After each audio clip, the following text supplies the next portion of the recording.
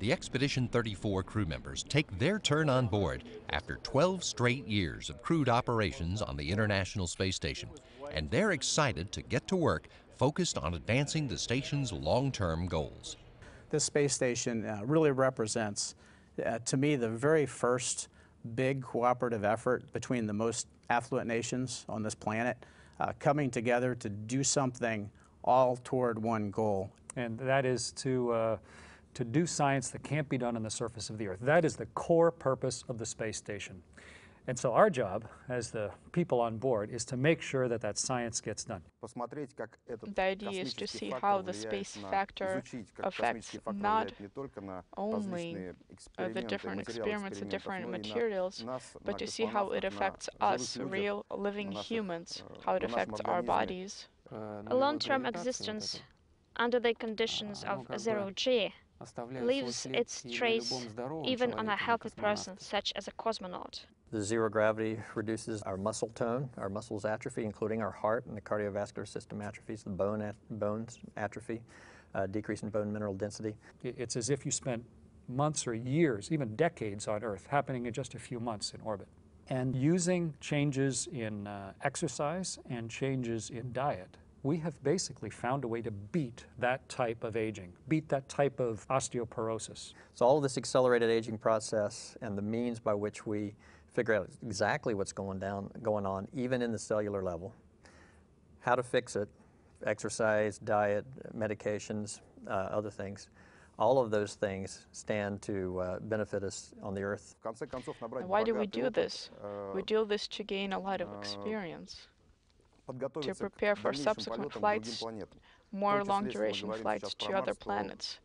And the research on the people is only part of the plan. For instance, there are also investigations in technology development, because things in space work differently than they do on Earth. You're lucky in your car because your fuel is always on the bottom of the tank. We're not that lucky in space. We have to design a tank so that that fuel is always ready by the pump there to be pulled down the line and sent to the engine or to whatever kind of device it's going to drive. The potential from the station is great, starting with the visual observations of the Earth, the various natural disasters and phenomena, and as well as the events in space. There are different experiments with growing biocrystals, because here on Earth it is impossible to grow a perfect crystal, because it is not the right, correct shape as it should have been. There are very different experiments. Well, the main idea, of course, is to use all the potential of zero gravity of space, and also the various factors of space flight, to test various materials and products, maybe test some medicines. The human crew members are test subjects for some experiments and lab assistants for others, and spend the rest of their time making sure the station operates safely and efficiently. That can mean routine maintenance inside the station. That can mean spacewalks to do repairs outside the station, though none are currently planned for this increment. And that can mean supporting the missions of a small fleet of uncrewed cargo ships that keep the station and its crews supplied.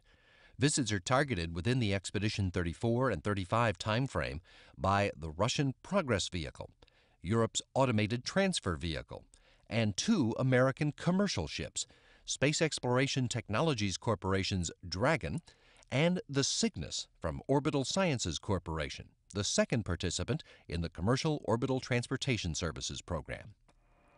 Expedition 34 wraps up when Ford, Novitskiy, and Tarelkin come home in March, leaving Hadfield to assume command of the station for Expedition 35 and become the first Canadian astronaut ever to command any space vehicle. He sees this as the next logical step in Canada's history of space exploration, from the Alouette 1 satellite launched 50 years ago, to the first Canadian astronauts on Space Shuttle and Space Station crews, to pioneering space robotics that built the International Space Station. It's a big deal for me, but also it's a big deal for my country, for my space agency, and for where I'm from. And so I'm happy that people are interested in it, but I'm fundamentally happy that this is a continuation of all of those capabilities, and it continues to open opportunities for the Canadians that follow after me. Hadfield's crew expands in late March when a Soyuz spacecraft delivers former station commander Pavel Vinogradov, first-time flyer Alexander Mazurkin, and space shuttle veteran astronaut Chris Cassidy, making his second trip to the International Space Station. They'll join the growing line of space travelers from around the world who have served on board the International Space Station to get Earthmen and women prepared to leave their little corner of the solar system in the years to come. We're building on a lot of accomplishments and successes of astronauts that have gone up there before us, and they've been able to build efficiencies and get more science done. We want to do that, and if we can, do it even better.